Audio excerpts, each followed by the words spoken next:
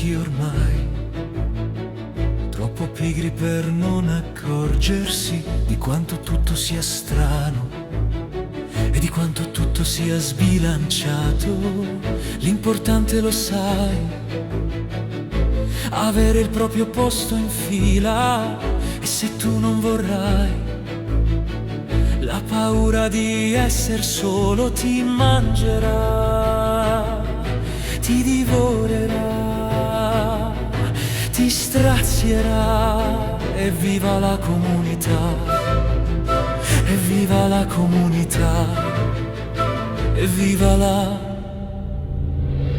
Resto da solo, sano e libero, sotto questo cielo, libero da ogni passo.